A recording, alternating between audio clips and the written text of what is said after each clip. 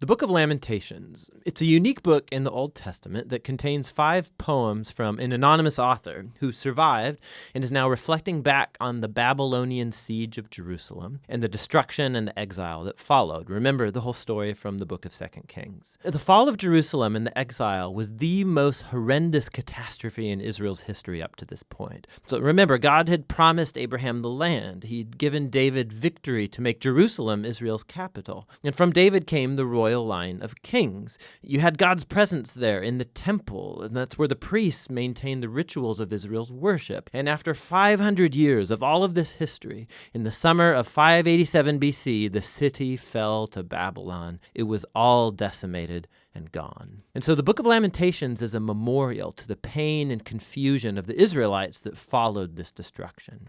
Now, the lament poems found here are not unique in the Bible. There's lots of them in the book of Psalms. And these biblical poems of lament, they do a number of things. They're a form of protest. They're a way of drawing everybody's attention, including God's attention, to the horrible things that happen in this world that should not be tolerated. They're a way of processing emotion. So in these poems, God's people vent their anger and dismay at the ruin caused by people's sin and selfishness. And these poems are a place to voice confusion.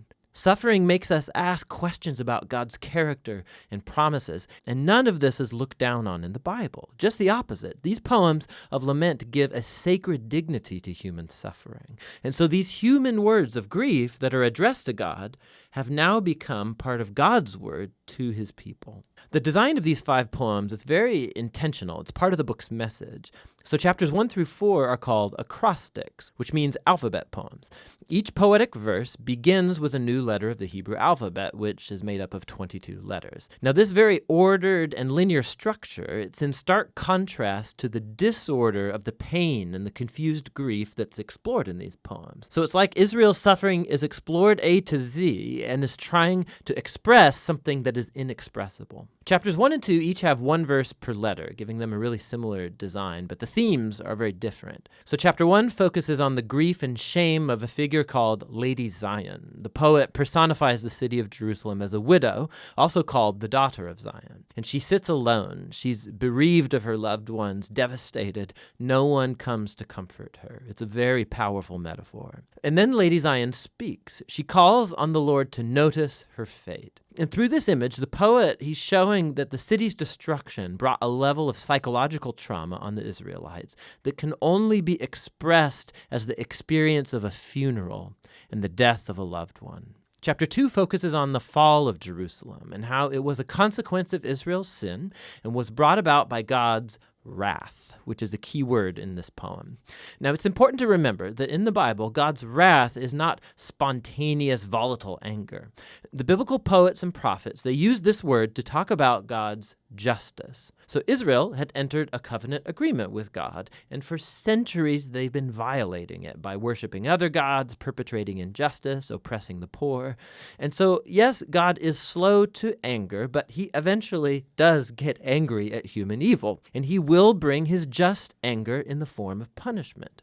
In the case of Jerusalem, this involved allowing Babylon to come and conquer the city. And so this poem is acknowledging that God's wrath is justified, but this doesn't keep the poet from lamenting and asking God to show compassion once again. Chapter 3 breaks this design pattern by having 3 verses per letter, so it's the longest poem in the book. And the voice is that of a lonely man speaking out of his suffering and grief as a representative of the whole people. And what's interesting is that this chapter is full of language that's drawn from other parts of the Old Testament, from the laments of Job and from other important lament psalms, and even from the suffering servant poems in Isaiah. And the poet sees his hardship as a form of God's justice, like chapter 2 said. But paradoxically, this is what gives the poet hope.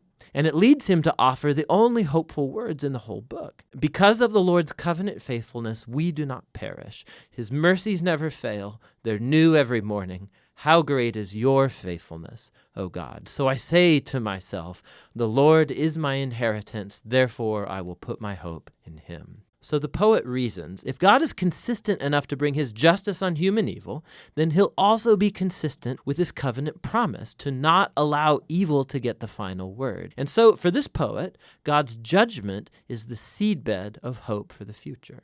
Chapter 4 goes back to the same alphabet structure as chapters 1 and 2, and is a vivid and disturbing depiction of the 2-year siege in Jerusalem. And it contrasts how things used to be in Jerusalem of the past and how terrible they became in the siege. So children used to laugh and play in the streets, but now they beg for food.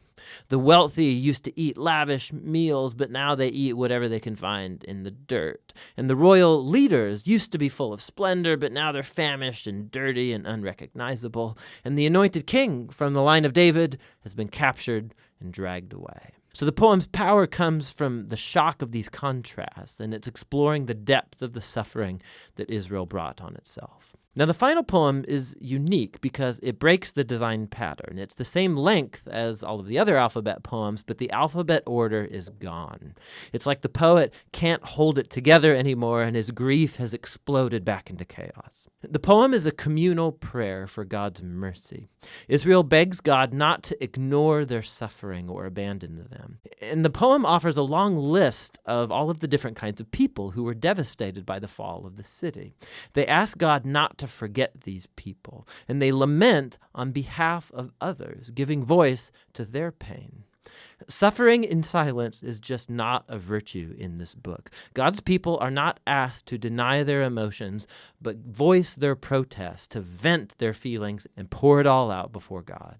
The book ends with something of a paradox. The poet acknowledges that God is the eternal king of the world, but also that Israel's circumstances make them feel like God is nowhere to be found. And so the final words of the book leave this tension totally unresolved. It asks, unless you've totally rejected us, and the book ends. The poet doesn't offer a nice, neat conclusion, much like our own experiences of pain and suffering. The story of the Bible doesn't end here, but this very important book shows us how lament and prayer and grief are a crucial part of the journey of faith of God's people in a broken world. And that's what the book of Lamentations is all about.